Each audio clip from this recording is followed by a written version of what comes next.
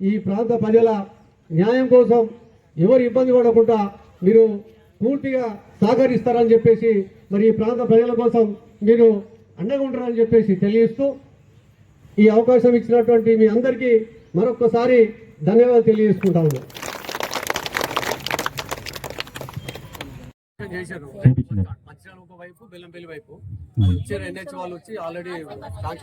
అది మేము కూడా ఫాలో చేస్తాము.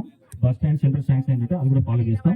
ఆ బస్ స్టాండ్ సెంటర్ ఉన్న కాడ మనకి ఏదైతే ఉందో అక్కడ కూడా బండి స్లో అయ్యేందుకు మనం కూడా ఏదంటే అప్పుడు మీరు వెళ్ళేటప్పుడు ఒక్కసారి మీరు ఆలోచించుకోండి. యాక్చువల్ ఇక్కడ నుంచి మనం వెళ్ళేందుకు లేదు, మొత్తం ఉన్నాయి కూడా ఏదైతే చిన్న చిన్న గ్యాప్స్ ఉన్నాయో అవి కూడా క్లోజ్ చేయమని చెప్పడం జరిగింది. ఎందుకంటే మనం చూసినట్టయితే దేశం మొత్తం మీద ఒక్క సంవత్సరంలో దాదాపు 1,50,000 మంది చనిపోవడం జరుగుతుంది.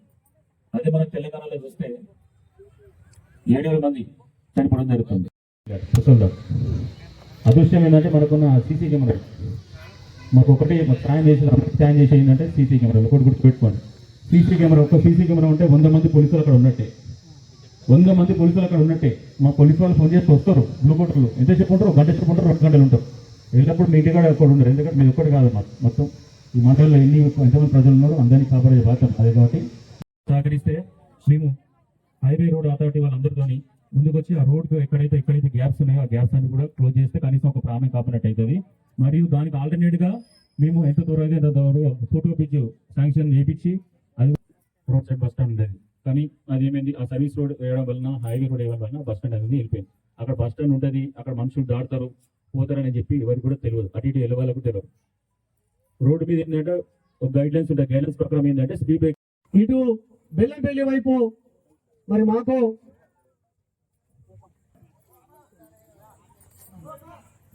రాశాల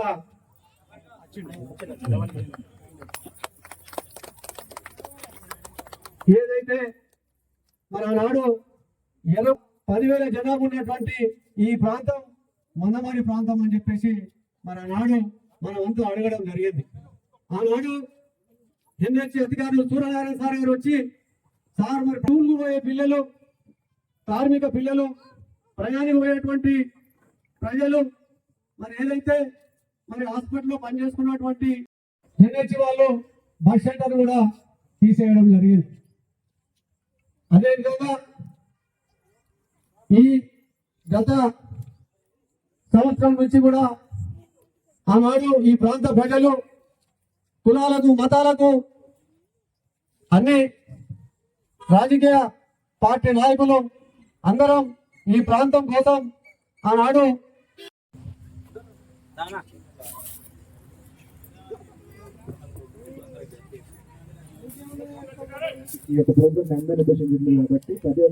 అధికారులు కూడా మా ఎస్ఐ గారు, మా సిఐ గారు వాళ్ళు కూడా ఇవాళ ప్రతిసారి మీటింగ్లో చెప్పడం జరుగుతుంది. మేము కూడా లెటర్ పెట్టామని చెప్పేసి మరి సిఐ గారు కూడా చెప్పడం జరిగింది.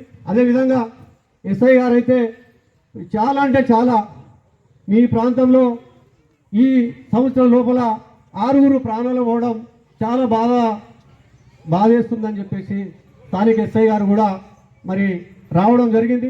ఆ బాధ చూడలేకనే మరి వాళ్ళ సారు కూడా ఉన్నటువంటి ఒక వాళ్ళ 100,000 మందికి పోయినటువంటి సార్ కూడా ఆల్రెడీ అబ్బాస్ గారు అది క్లోజ్ చేస్తాం, యాక్సిడెంట్లు అవుతున్నాయి, అమాయక ప్రజలంతా ప్రాణాలు కోల్పోతున్నారంటే మరి మేము ఇక్కడ ఉన్నటువంటి అందరం ఈ బస్తీలో దాదాపుగా ఉన్నటువంటి మనకున్న సీసీ కెమెరా మాకు ఒకటి సాయం చేసి అందరికి సాయం చేసి ఏంటంటే సీసీ కెమెరాలు ఒకటి గుర్తుపెట్టుకోండి.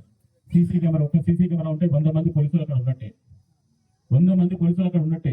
మా పోలీసు వాళ్ళు ఫోన్ చేస్తూ వస్తారు, బ్లూ కోటర్లు ఎంతసేపు ఉంటారు, 1 గంట సేపు ఉంటారు, 2 గంటలు ఉంటారు. వెళ్ళినప్పుడు మీ ఇంటికాడ ఒకటి ఉన్నారు. ఎందుకంటే మీరు ఒకటి కాదు, మొత్తం ఈ మండలంలో ఎంతమంది ప్రజలు ఉన్నారో అందరినీ కాపాడే బాధ్యత అదే. కాబట్టి దయచేసి మిమ్మల్ని కాపాడేది అందరి బాట కాపాడేది సీసీ కెమెరా. ఎండ వచ్చినా, వాన వచ్చినా, పండుగ వచ్చినా, పబ్బం వచ్చినా, ఏ కులంతో ఏ మతంతో ఏం తన లేకుండా దానిపైన చేస్తూ పోతా ఉంటాం, అవునా కదా? కాబట్టి సాధ్యమైనంత వరకు మేము ఈ కాలనీలలో, మేము ఇళ్లలో మీరు సీసీ కెమెరా పెట్టుకోవాలని చెప్పి మేము అందరూ విజ్ఞప్తి చేస్తున్నాం. సీసీ కెమెరా అనేది ఉంటే ఫస్ట్ మీకు ఎవరు కూడా అపన్ చేసేందుకు, దొంగతనం చేసేందుకు కానీ, ఏదైనా మిస్యూజ్ చేసేందుకు కానీ, లొల్లి చేసేందుకు కానీ ఎవరు రారు. మీటి ముఖాన్ని చూడరు. సీసీ కెమెరా ఉందంటే దూరం నుంచి అక్కడి నుంచి వచ్చి చూస్తూ నటించే వెళ్ళిపోతారు, భయపడతారు సీసీ కెమెరా. ఎందుకు అది రికార్డ్ చేస్తారు, మొబైల్ ఫోన్ మాట్లాడుకుంటారు కానీ, నడుచుకుంటూ వెళ్ళడం కానీ, అదే అతని ఆపుకుంటాడు, బండి అతనే స్లో చేసుకుంటాడు, అతనే ఆపుతాడు. ఏమైతే మనం పోదాం చక్కగా నడుచుకుంటూ వెళ్దాంపా అని వెళ్ళే మైకంలో అందరూ అట్లా వెళ్తా ఉంటారు. దయచేసి ఆలోచించుకోండి. ఒక్క నిమిషం మనం రోడ్ క్రాస్ చేసేటప్పుడు వెహికల్స్ వస్తుందా లేదా ఒక్క నిమిషం ఆగి అటు ఇటు చూసి క్రాస్ చేస్తే మనం ఒక విలువైన మన ప్రాణం, ఇంటికి పెద్ద దిక్కు ఏవైతున్నారో వాళ్ళ ప్రాణం, అందరి ప్రాణాన్ని కాపాడినట్టయితే. ఇప్పుడు మనం చెప్పినట్టయితే చాలా మంది కూడా ఇంటికి పెద్ద ఉన్న వాళ్ళు చాలా మంది చనిపోవడం జరిగింది. వాళ్ళ ఇంట్లో కూడా చాలా మంది ఆ పెద్ద పోతే ఎంత బాధ ఉంటుంది అనేది ఆ చనిపోయిన వాళ్ళకే తెలుస్తుంది. పని చేసే వ్యక్తి చనిపోతే ఇంట్లో కూడా పని చేయకుండా ఉంటుంది. సహజ వాళ్ళు కాపాడే వాళ్ళు కూడా ఎవరు ఉండరు. కాబట్టి ఒక్క నిమిషం మీరు ఆలోచించుకోండి. ఈ రోడ్ సేఫ్టీ పరంగా చనిపోయిన వాళ్ళు భూదేవి, మహంకాళి భూదేవి, పిల్లల మర్రి సారక్క, కుర్మ రాధమ్మ, బండి అనిల్. అంటే దాదాపు చూసినట్టయితే చాలా మంది లేడీస్ వీళ్ళు వయసు ఉన్న వాళ్ళే అనుకుంటా. వయసు ఉన్న వాళ్ళు పాపం రోడ్ క్రాస్ చేసే సమయంలో అటు ఇటు చూడక రోడ్ క్రాస్ చేసే సమయంలో ఆ వెహికల్ వచ్చి హిట్ చేయడం జరిగింది. ఒకటి 100 ఫోన్స్ ఉన్నాయి. దాంట్లో మీ అకౌంట్స్ కానీ అన్ని కూడా మీ ఫోన్లలో భద్రపరుచున్నాయి. కాబట్టి మీరు ఏదైనా ఫోన్ వాడేటప్పుడు మాత్రం కొంచెం జాగ్రత్తగా వాడండి. మనం చాలా అవగాహన కార్యక్రమాలు పెట్టినా కూడా చదువుకున్న వాళ్ళు కూడా చాలా మంది మోసపోతా ఉన్నారు ఇవాళ. దేనికోసము? ఆశ కూడా అత్యాశ వల్ల పైసలు వస్తున్నాయి నీకు, నువ్వు అది ఆ లింక్ వచ్చి నువ్వు ఓపెన్ చేయి, ఈ యాప్ నీకు పంపిస్తున్నావు నువ్వు ఓపెన్ చేయి, నీకు ఇన్వెస్ట్మెంట్ చెప్పు, నీకు ఎక్కువ పైసలు వస్తాయి, అవి ఇవి చెప్తా ఉంటే ఆశపడతా ఉన్నారు. ఆశపడి దానికి పైసలు పెడతా ఉన్నారు, అన్ని ఓపెన్ చేస్తా ఉన్నారు, మీ డీటెయిల్స్ అన్ని ఇస్తా ఉంటే ఏమవుతుంది? దాంట్లోకి వెళ్ళిపోతున్నాయి. వాళ్ళకు హ్యాక్ చేసేసి మీ అకౌంట్ లో పైసలని గులా చేస్తా ఉన్నారు.